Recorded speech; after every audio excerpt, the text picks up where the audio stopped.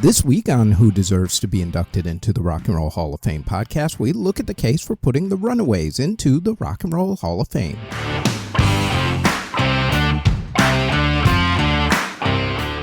This week, we are going to discuss putting the Los Angeles all-female band, the Runaways, into the Rock and Roll Hall of Fame.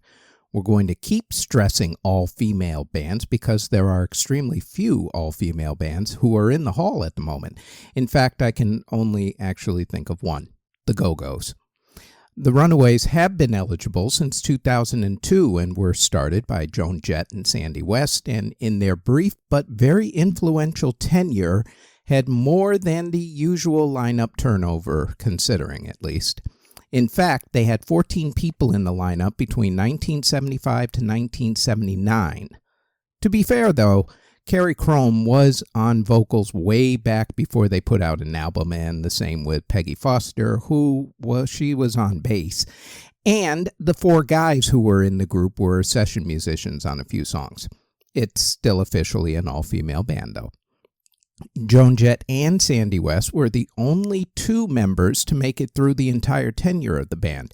However, Lita Ford left in 1976 but came back later in 1976, so you could technically say that she was there for at least most of those years.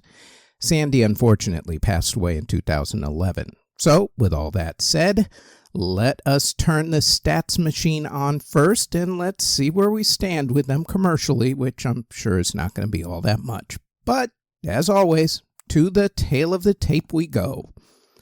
The Runaways released 4 studio albums, 4 live albums, and 9 compilation albums. Of those, 2 of their studio albums charted in America. Their March 1976 debut self-titled album went to number 194 on the American charts and number 31 in Australia. Their January 1977 album, Queens of Noise, went to number 172 in America and hit number 36 in Australia, number 83 in Canada, and number 28 in Sweden.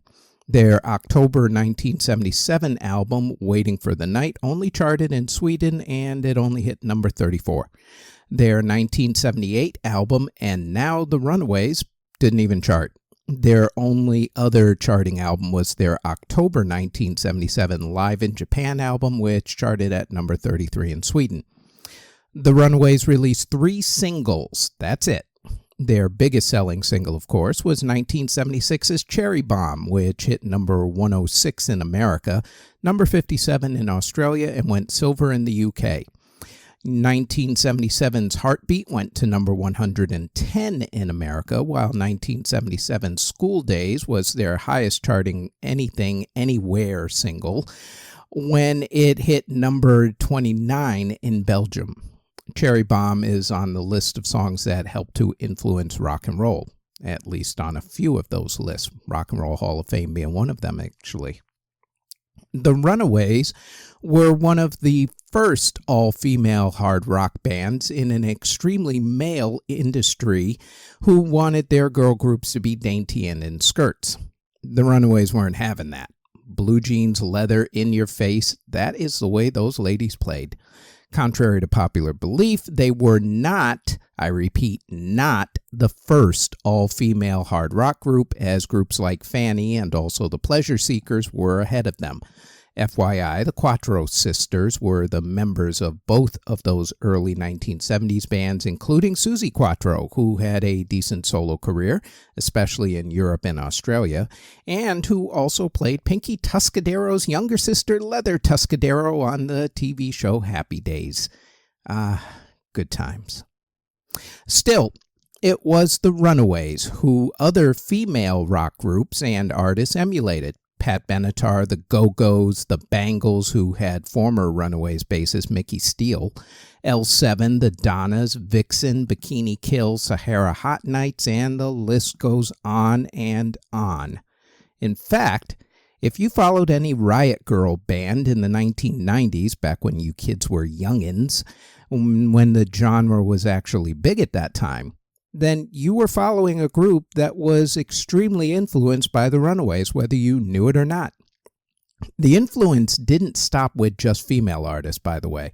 Artists like the Germs, Rhino Bucket, Taylor Momsen, Hole, White Flag, and the Adolescents all count the Runaways on their list of groups who heavily influenced them. As for the arguments against putting the group in, the big one seems to be that they were only together for a few years, their time period being from 1975 to 1979.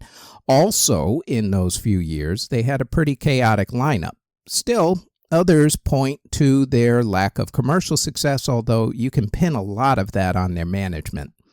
If those reasons are being used to keep them out, then the Hall should have kept out a lot of other groups out there, because there's an awful lot of those groups with limited time and success who are now in. Another stupid argument is that the members weren't successful enough after they broke up. That's a serious argument that some people make. I'm sorry, did I miss Joan Jett and the Blackhearts, who, just for the record, are in the Hall as well?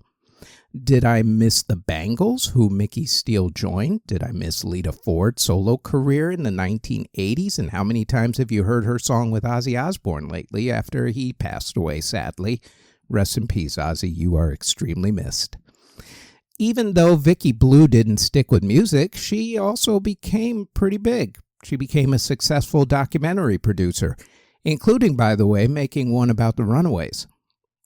Now, I know that Joan Jett is already in the Hall with the Blackhearts, but I think it's about time that we all just admit that they were extremely influential, even though they weren't commercially influential. But that's not as major a deal. Their influence is the big thing. And it's time for Joan Jett, Sandy West, Mickey Steele, Lita Ford, Sherry Curry, Jackie Fox, Vicky Blue, and Laurie McAllister to finally get into the Hall together. As always, though, let me know what you think in the comments, even though some of your comments are, well, interesting, as always. For instance, don't tell me that the Hall sucks. We already know the Hall sucks. But you know what? If you want to say the Hall sucks to get your 15 minutes, feel free. But we kind of already are doing this podcast knowing that the Hall sucks. We're trying to fix it one way or the other. Anyway, tell me, in your own words, if the Runaways belong, if they don't belong, and give your reasons why. You know, like we used to do in class. Back when we had class, as it were. And that is it for who deserves to be inducted into the Rock and Roll Hall of Fame. We also invite you to check out our other podcast, the Music History Today podcast, where we go over what happened on that date in music history. That podcast drops daily, including weekends, on this channel that you're either watching or listening to this podcast on.